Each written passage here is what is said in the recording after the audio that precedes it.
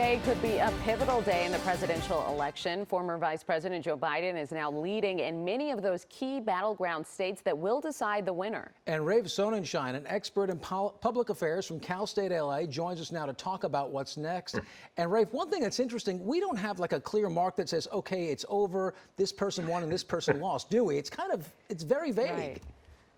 Right. Well, actually, we do. It's just too boring for words, which is we wait until all the votes get counted, and then the governors mostly certify it. Then the Electoral College votes on December 14th, and Congress certifies the results on January 6th. Are we kidding that we're going to wait for that process to play through?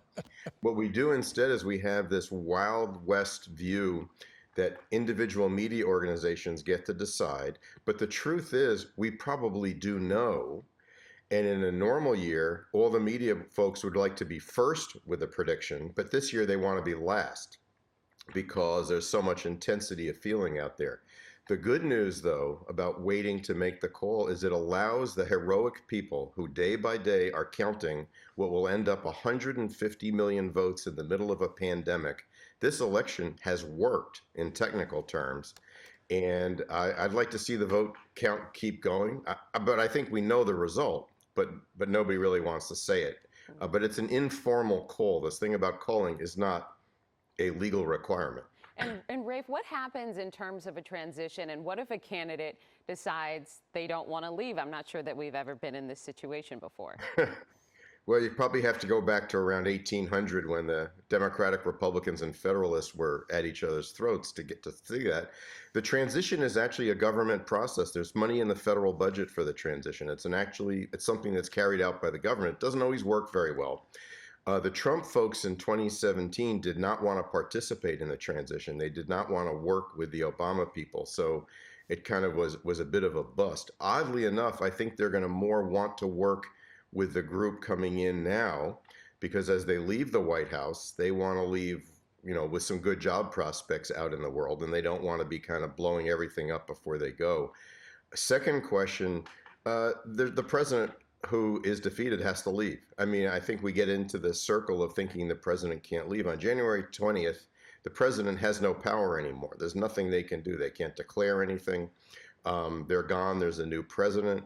I would not be surprised if Biden wins the election if it's a little bit smoother than people expect at the end of the day. A lot of noise right now, but I think a few weeks from now, I think it's going to be understood that that's the outcome. And Rafe, real quick, talk about the down ballot voting. Biden obviously doing well for the presidential race, but Republicans did well too. What does that say to you about how people were voting? I think the Republicans showed something in the election about their ability to navigate and benefit from Donald Trump and then not be destroyed by Donald Trump.